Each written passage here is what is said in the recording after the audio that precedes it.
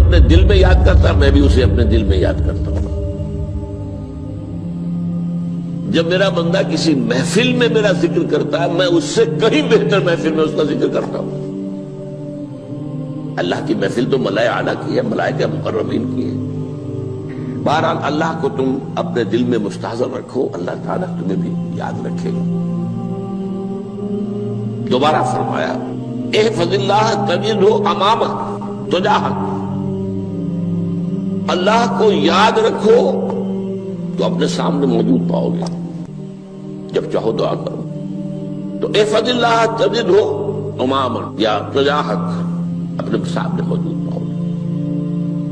اذا سألت فاسأل اللہ، اب آ گیا وہ مرکزی مضمون۔ دیکھو جب مانگو اللہ سے مانگو، غیر اللہ کے سامنے ہاتھ دراز کرو ہی مت۔ ایک حدیث میں آتا، یعنی حرام نہیں ہے، دنیاوی قواعد اصول قوانین کے تحت کسی سے مدد چاہنا، کوئی سوال کرنا حرام نہیں ہے۔ آپ سوال کریں، مدد لیں، اسی پر دنیا قائم ہے، ایک دوسرے کے ساتھ تعاون کے ساتھ۔ لیکن اونچا مقام کیا ہے؟ کسی سے سوال مت کرو سوائے اللہ، یہاں تک کہ جوتے باندھنے کا تسمہ تمہیں درکار ہے تو بھی کسی سے مت مانگو، اللہ سے مانگو۔ کیا پتہ اللہ کس کے دل میں ڈال دے اور وہ آ کے تمہیں تسمہ پیش کر دے۔ ہوتا ہے ایسا، بس اوقات ہوتا ہے۔ جو اللہ کے ساتھ لو لگا کر رکھنے والے ہیں ان کے تو ایسے واقعات ہوتے ہیں کہ دل میں ایک بات آئی اور اس کے بعد وہی بات جو ہے وہ کوئی شخص آ گیا، اس نے وہ بات پوری کر دی۔ کیونکہ لوگوں کے دل جو ہے وہ تو اللہ کے دو انگلیوں کے مابین جو چاہتا پھیر دیتا ہے۔ کیا پتہ اللہ کسی فرشتے کو انسانی شکل میں بھیج دے، آتا ہے فرشتہ، آتا ہے انسانی شکل میں، آپ کی تکلیف کو رفع کر دے، آپ کی ضرورت کو پورا کر دے۔ اسی سے مانگو، کسی اور سے مانگو۔ یہ ہے توحید کا لب لباب۔ یوں سمجھیے اسلام کی جڑ کیا ہے؟ ایمان۔ اسلام کا جو خارجی نظام عمل ہے، انفرادی اعمال ہو، اجتماعی ہو، ان سب کی روح رواں کیا ہے؟ ایمان۔ ٹھیک، ایک بات ہو گئی۔ ایمان کا خلاصہ لب لباب کیا ہے؟ ایمان باللہ۔ جیسے ایمان بالآخرہ بھی ہے، ایمان بالملائکہ ہے، ایمان بالانبیاء ہے، ایمان بالرسل ہے، ایمان بالکتب ہے، ایمان بالقدر ہے، لیکن اصل ایمان، اسی لیے ایمان مجمل میں آپ کو معلوم ہے کسی اور چیز کا ذکر نہیں۔ آمنت باللہ کما ہوا باسمائہ وصفاتہ وقبلت جمیع احکامہ اقرار باللسان وتصدیق بالقلب، یہ ایمان مجمل ہے۔ اجمالی طور پر ایمان اس کا نام ہے، ہاں مفصل تفصیلی طور پر آمنت باللہ وملائکتہ وکتبہ ورسلہ والیوم الآخر والقدر خیرہ وشرہ من اللہ تعالی۔ تو اسلام کی جڑ ایمان، اور اسلام کا سارا جو نظام عمل ہے، چاہے انفرادی اعمال ہو چاہے اجتماعی، ان سب کی روح رواں ایمان، اور ایمان کا خلاصہ ایمان باللہ۔ اور ایمان باللہ کا اصل حاصل وہ ہے جو اس حدیث میں آ رہا ہے۔ اس کے دو ہیں تقاضے، عبادت صرف اسی کی، استعانت صرف اسی سے۔ اس لیے میں نے سورہ فاتحہ کا تذکرہ شروع میں کیا۔ یہ عبادت کا جوہر ہے، عبادت کا جو ہے یہ ایمان کا حاصل۔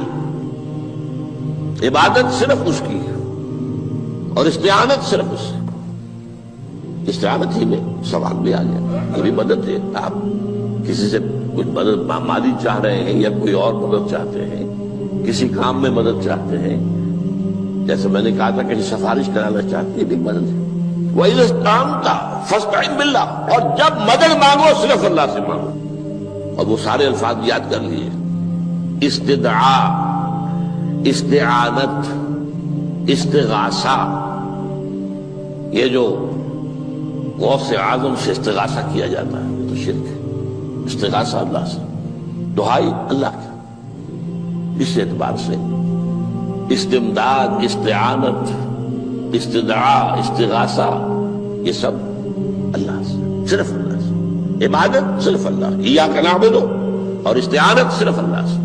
مانگو صرف اللہ سے، جب مدد طلب کرو صرف اللہ سے، اور جان لو اگر تمام لوگ جمع ہو کر تمہیں کوئی فائدہ پہنچانا چاہے نہیں پہنچا سکتے، الا بشیء قد کتب اللہ لک وان اجتمعوا علی ان یضروک بشیء لم یضروک الا بشیء قد کتب اللہ علیک، اور اگر سب مل کر چاہے تمہیں کوئی نقصان پہنچا دے نہیں پہنچا سکتے مگر وہی کچھ جو اللہ نے تمہارے لیے لکھ دیا۔ اب بتائیے خوف کی جڑ کٹ جائے گی کہ نہیں؟ یہ جو ایمان جو ہے یہ خوف اور حزن دونوں سے نجات دلانے والی بات ہے۔ جو حقیقی مومن ہے وہ اللہ کا ولی ہے، حقیقی مومن وہ اللہ کا ولی ہے، اور الا ان اولیاء اللہ لا خوف علیہم ولا هم يحزنون۔ یہ اولیاء اللہ کو علیحدہ مخلوق نہیں ہے، کوئی ان کے سر پہ سینگ نہیں ہوتے، انسان ہی ہوتے ہیں، لیکن حقیقی معنی میں مومن ان اعتبارات سے جو آج ہم پڑھ رہے ہیں ایمان اس درجے کا پہنچ گیا تو اللہ کا ولی ہے۔ اور لوگ کے لیے خوف کس بات کا ہوگا؟ کس سے خوف کروں؟ اس کے ہاتھ میں کچھ ہے ہی نہیں، اور اگر کچھ اللہ نے میرے لیے لکھ دیا وہ آ کر رہے گا، چاہے میں لاکھ گڑ گڑاؤں اس کے سامنے کہ مجھے چھوڑ دے، اگر اللہ نے لکھا وہ آئے وہ تو آئے گا، تو کاہے کو اس کے سامنے گڑ گڑانا، کاہے کو جبرسائی کرنا اس کے سامنے، اور کسی کے ہاتھ میں کچھ ہے ہی نہیں، میرا خیر ہے ہی نہیں، کاہے کو خوشامد کرو اس کی۔ اور سنیے رفعت الاقلام، دیکھو نوجوان قلمیں اٹھا لی گئی ہیں، وجفت الصحف، اور جو رجسٹر ہیں صحیفے ان کی سیاہی خشک ہو چکی ہے۔ یہ ہے وہ اللہ کا علم، اس میں ہر شے لکھ دی گئی ہے، اس کی قلم اٹھا لیے گئے۔ جیسے آپ کو معلوم ہے امتحان ہوتا تھا، 3 گھنٹے ختم ہو گئے، اسٹاپ رائٹنگ، بس اب قلم رک جانا چاہیے۔ وہ قلم تو تقدیر کا کاتب جو ہے وہ قلم اس کا اب اٹھا لیا گیا، اور جو صحیفے جن پر یہ لکھا گیا وہ خشک بھی ہو گئے۔ یہ تو روایت ہے جو امام ترمذی نے جس کو روایت کیا، یہ متن ان کا ہے جو ہم نے پڑھا ابھی، اور ان کا قول یہ ہے کہ یہ حدیث حسن صحیح ہے، لیکن یہی روایت اور انہی راوی سے عبداللہ ابن عباس سے رضی اللہ تعالیٰ عنہما اور بھی محدثین نے کی ہے، تو اس میں سے ایک اور متن جو ہے وہ یہاں پر امام نووی نے دے دیا ہے۔ احفظ اللہ تجدہ امامک، یہ تو پہلا وہ ٹکڑا تھا، وقت تو جاہک تھا، یہاں امامک ہے، امام مطلب ایک ہی ہے، اپنے سامنے پاؤ گے۔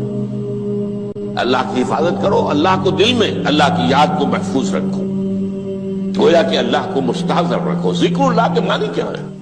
استحضار اللہ فی القلب، یہ ذکر اللہ ہے۔ جنہیں ہم ذکر سمجھ بیٹھے ہیں وہ ذکر کے ذریعے اقیم الصلاۃ لذکری، نماز قائم کرو میری یاد کے لیے، نماز ذریعہ ہے یاد کا۔ یہ علیحدہ بات ہے کہ آپ نے 17 رکعتیں بھی پڑھ لی ہو عشاء کی اور یاد آپ کو آئی ہی نہیں کوئی، آپ تو ایک میکینیکل انداز میں جو ہے وہ اٹھک بیٹھک کر رہے ہیں اور آپ کی زبان سے کچھ بھی نکل رہا ہے، تو اس کا آپ کے شعور سے، دل کی گہرائی سے کوئی رابطہ ہے ہی نہیں، وہ ذکر تو نہیں ہوا۔ ہاں نماز فرض تھی وہ ادا ہو گئی، آپ کی ایک فرض ادا ہو گئی۔ تو جنہیں ہم نے ذکر سمجھا وہ ذرائع ذکر ہے، اللہ اللہ سبحان اللہ سبحان اللہ زبان سے، یہ تاکہ اس کے نتیجے میں وہ ذکر حاصل ہو جائے۔ استحضار اللہ فی القلب، ذکر کے معنی ہے استحضار اللہ فی القلب۔ تعرف الی اللہ فی الرخاء، اور دیکھو کشادگی کے وقت میں تم اللہ کو یاد رکھو، اللہ کی طرف رجوع کیے رہو، بھول نہ جاؤ۔ وہ نہ ہو جو کبھی کہا تھا، بہادر شاہ ظفر کے اشعار میں سے بہت زور کا شعر ہے، ظفر آدمی اس کو نہ جانیے چاہے کتنا ہی ہو فام زکا، جسے عیش میں یاد خدا نہ رہی، جسے تیش میں خوف خدا نہ رہا۔ وہ ہے کشادگی کی حالت میں، جبکہ تمہارے لیے کشادگی ہے، اللہ کی طرف رجوع کیے رکھو۔ یعرف کا فی الشدہ، تو اللہ اپنی توجہ تم پر رکھے گا شدت کے وقت میں، جب تمہیں کوئی تکلیف ہے اس تکلیف کو تم پر آسان کر دے گا۔ تکلیف تو آنی ہے، جو لکھی ہوئی ہے وہ تو آئے گی، لیکن یہ کہ اللہ تعالیٰ اس کی شدت کو، ایک ہی چیز ہے جس کو ایک انسان بہت شدت کے ساتھ محسوس کر رہا ہے، دوسرا آدمی اتنا نہیں محسوس کر رہا ہے، احساس کا معاملہ ہوگا نا۔ وہ تو اصل میں اگر انسان کی نروز کٹی ہوئی ہے تو احساس ہوگا ہی نہیں، سر سے نہیں ہوگا۔ تو اس اعتبار سے اللہ تعالیٰ تمہارے لیے اس شدت کی کمی کر دے گا۔ وَاعْلَمْ أَنَّمَا أَخْطَأَكَ لَمْ يَكُنْ لِيُصِيبَكَ، اور جان لو جو چیز تم سے چھوٹ گئی ہے، رہ گئی ہے، وہ ہرگز تمہیں ملنے والی نہیں تھی۔ اب آپ نے کسی ملازمت کے لیے درخواست دی ہے، درخواستیں مانگی گئی ہیں، اپنی سی محنت کر لی، نہیں ملی ملازمت، اب آپ بیٹھے ہوئے افسوس میں، رنج میں، غم میں، فلاں نے یہ کر دیا، فلاں نے یہ کر دیا، وہ فلاں جو ہے بڑی تکڑی سفارش لے آیا تھا، فلاں نے رشوت دے دی۔ چھوڑو میاں اس کو، وہ تمہارے لیے نہیں تھی۔ کاہے کو اپنے ذہن کے اندر یہ کھچڑی پکا رہے ہو بیٹھے ہوئے؟ خواہ آپ شاید سوء ظن میں بھی مبتلا ہو رہے ہو، کسی نے نہ رشوت دی اور آپ سمجھتے ہو کہ رشوت دی ہے اس نے۔ یہ ساری چیزیں جو ساری سیئات، ان کی جڑ کٹ جائے گی۔ وَاعْلَمْ أَنَّمَا أَخْطَأَكَ لَمْ يَكُنْ لِيُصِيبَكَ وَمَا أَصَابَكَ، اور جو چیز تم پر آ گئی، لَمْ يَكُنْ لِيُخْطِئَكَ، ہو ہی نہیں سکتا تھا کہ وہ تم پر نہ آ۔ یہ کر لیتا تو ہو جاتا، شاید یہ کر لیتا، میں نے ٹیکا پہلے لگوا دیا ہوتا تو یہ بات نہ ہوتی۔ بھائی وہ جو ہونا تھا وہ ہونا تھا۔ اب یہ وہ چیز ہے جس سے انسان میں کیفیت پیدا ہوتی، تسلیم و رضا۔ ہم بھی تسلیم کی خو ڈالیں گے، بے نیازی تیری عادت ہی صحیح، اے اللہ جو تو نے چاہا مجھے قبول ہے۔ اسی لیے میں نے آپ کو آیتیں سنائی سورہ تغابن کی، ما اصاب من مصیبت الا باذن اللہ، کوئی مصیبت نہیں آتی مگر اللہ کے اذن سے۔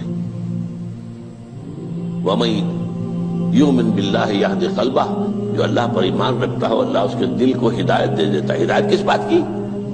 تسلیم و رضا۔ دوستاں سلامت کے تو خنجر آزمائی، نہ شبد نصیب دشمن کے شبد ہلاکت دیگت۔ اے اللہ تیری طرف سے ہے، مجھے قبول ہے، اور بظاہر مجھے تکلیف ہو رہی ہے لیکن یقیناً اس میں میرا کوئی خیر ہے۔ بیدک الخیر، تیرے ہاتھ میں تو خیر ہی خیر ہے، جو بھی تیری طرف سے آئے۔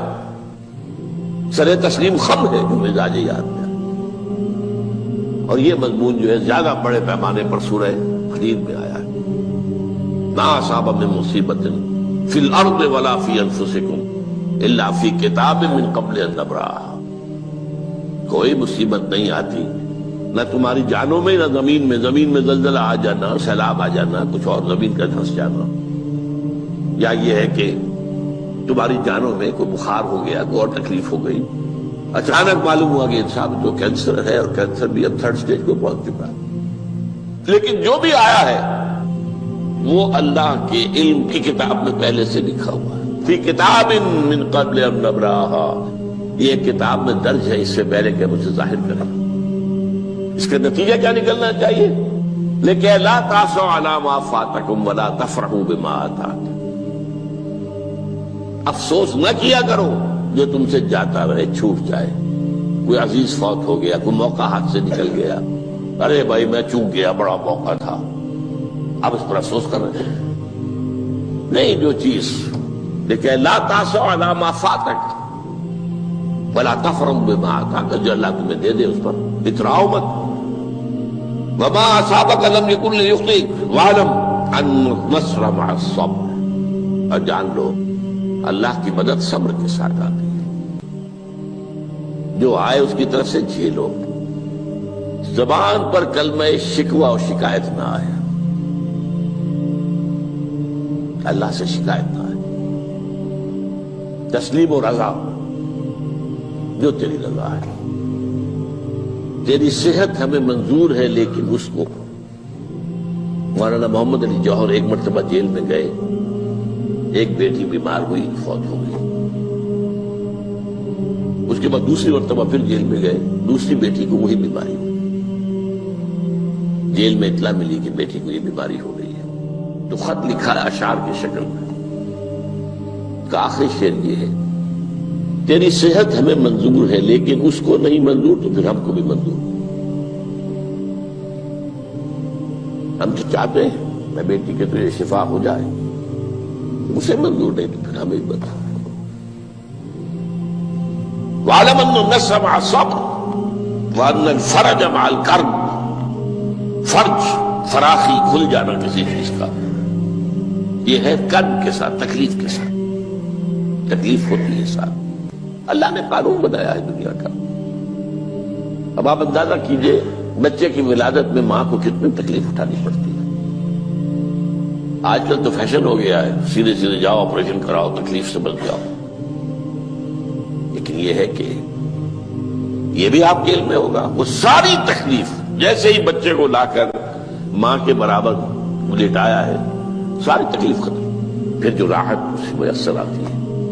ان الفرج مع الکرب وان مع العسر یسرا، اسی لیے میں نے وہ آیتیں بھی پڑھی تھی، ان مع العسر یسرا، ان مع العسر یسرا۔ اس دنیا میں یہ اللہ نے نظام بنایا ہے، سختیاں جھیلنی ہی ہوں گی۔ لقد خلقنا الانسان فی کبد، ہم نے انسان کو پیدا کیا مشقت کے اندر، مشقت تو کرنی پڑے گی۔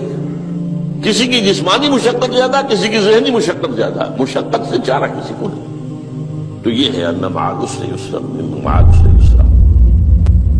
بارک اللہ لی ولکم فی القرآن العظیم ونفعنی وإیاکم بالآیات